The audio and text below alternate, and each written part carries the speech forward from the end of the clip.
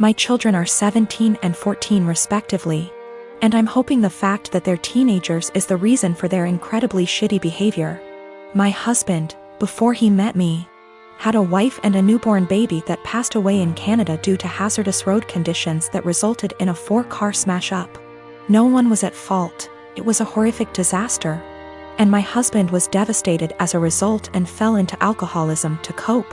I had my own trauma from the past, and similarly turned to alcoholism to cope. It was at an AA meeting where we met, 20 years ago almost to the day now. And we slowly started to heal together here in the US. I have always been incredibly respectful of my husband's last wife and child. I like to joke that I'm keeping her seat warm until my husband enters heaven. I've had too much loss and hurt in my life to feel jealousy like this. And I am so damaged that I just feel lucky that I got to actually feel love in this world, and that my husband could open his beautiful heart to me. We had 2 children, 2 sons. We'd never told them about my husband's wife or baby, because it's a part of my husband's life that he keeps under lock and key. He has never healed from his grief, and therapy etc. has helped him only to a degree. My mother-in-law told the kids this Sunday gone, as she decided it was time for them to know. She didn't consult us before telling them, and certainly didn't do it in our presence. Since then my sons have been making the most disgusting dead baby jokes. They've been prodding their dad asking why we'd never told them. And instead of approaching the topic with respect, they're acting like we've kept a secret affair family from them or something. My 14Y//0 went on to say to me in private, thank goodness, not in front of his father, that he was glad my husband's previous family was dead. I broke and yelled at him, and told him it was the most disgusting thing I'd ever heard him say. I asked where his anger was coming from, and he burst forth that we were shitty parents for keeping secrets. He told me that it made so much sense why we were abnormal, why we don't drink, why we are so boring and quiet, why my husband is panicky around roads, etc. The 2 are pretty heartbroken, and I feel like we have just destroyed a part of our children's lives as a result of us staying quiet. I am hurting, my husband is grieving all over again, and I don't know how to proceed. I have and will always reiterate to our kids that they are loved, but this behavior seems so overreactive for the news.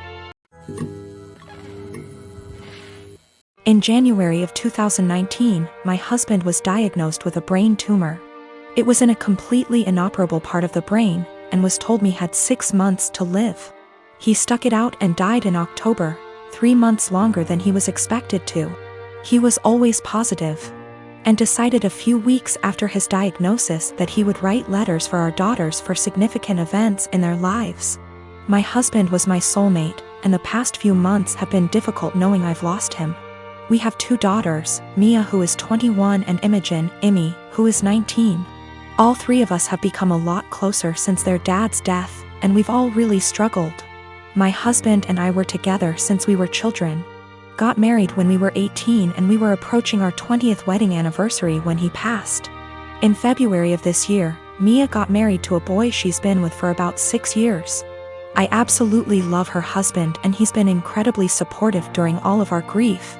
My husband wrote a letter for Mia to open on her wedding day. It's worth noting that my daughters were unaware of these letters. It was my job to give them to our daughters. Her wedding day comes around and I just can't bring myself to give her the letter.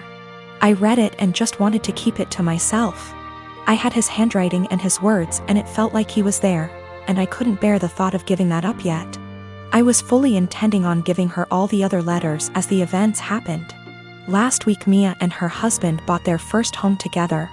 They'd been living at our home since they got married, and so had a lot of stuff to pack and move to their new house.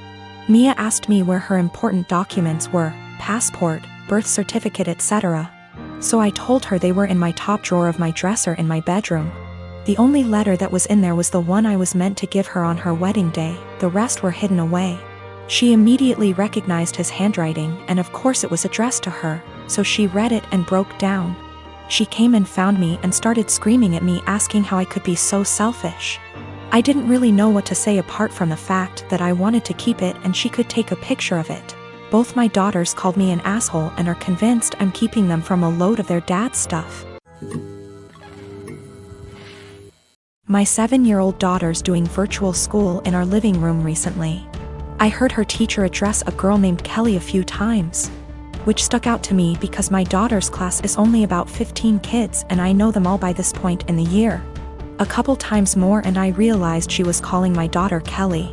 My daughter's name is Keely, pronounced Keely.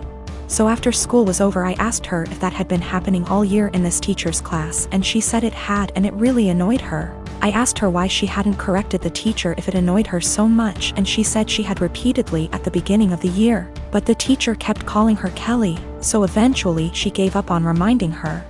I sent the teacher a quick email explaining the misunderstanding but got no response. This teacher teaches a special subject, think music, gym, art, or language, not just one grade level. So my daughter will be in her classes for the next several years, so we couldn't just wait it out. And how moments like these are handled now will set the stage for how my kid deals with similar situations on her own in the working world. I encouraged my daughter to come to class early or stay later again, thinking maybe she hadn't heard or understood her last time. So a quiet one-on-one would be better. She got to the class early and she told her very politely that her name was Keely like really, instead of Kelly like jelly.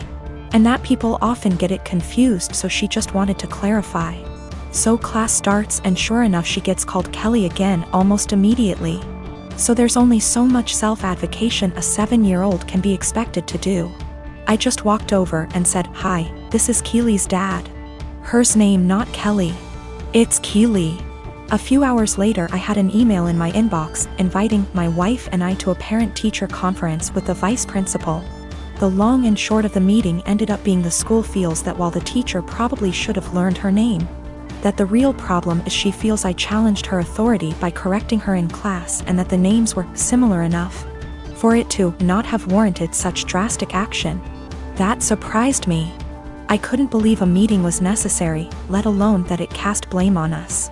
I can't tell if I'm being that annoying, my kid matters most parent that my grandmother the school teacher always complained about, or if the teacher should just learn her damn name, because that's a basic part of her job.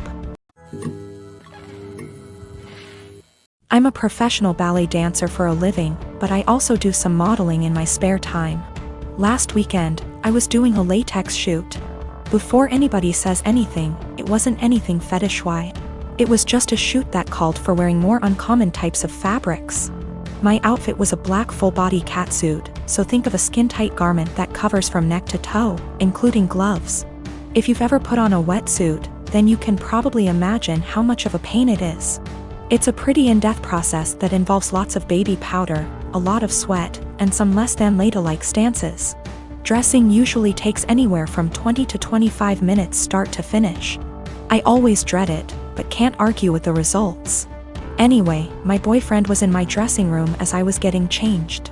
He doesn't always come along for shoots, but I needed him that day because my car is being repaired and we needed to go somewhere afterwards. His one kinda annoying thing is that he talks to me while I'm getting changed even though I very politely asked him to let me do it in peace. If I'm just putting on a dress or something less complicated, it's not a problem. But with latex, you have to concentrate, seriously. My facial expression is pretty similar to when I'm doing heavy leg presses or squats at the gym, so that the garment slips on correctly and, more importantly, you don't rip it. It's very easy to tear if you're not careful. And a full-body catsuit can cost upwards of $700 to $800 minimum. So as I'm struggling, may have been on the floor on my back with my feet up on a chair, pushing my butt up to get the garment over my hips, he won't stop talking.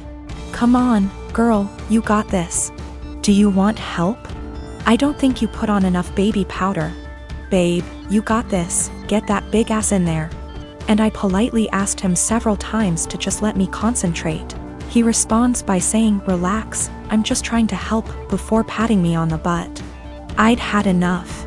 I demanded he stand outside because he was being super distracting and I couldn't afford to rip the garment. I didn't ask him to help because there's a technique to getting latex on and he doesn't have it. He got all pissy and was like, "Whatever, maybe you need a bigger size anyway," before leaving the shoot completely and taking the car. I had to get an Uber home after the shoot. On one hand, I was getting super frustrated, I was hot and sweaty, and combined with my kinda short temper, I was getting pissed off that I couldn't get the suit on. On the other hand, I asked him multiple times not to comment or distract me. and I never indicated that I was in the mood to be touched.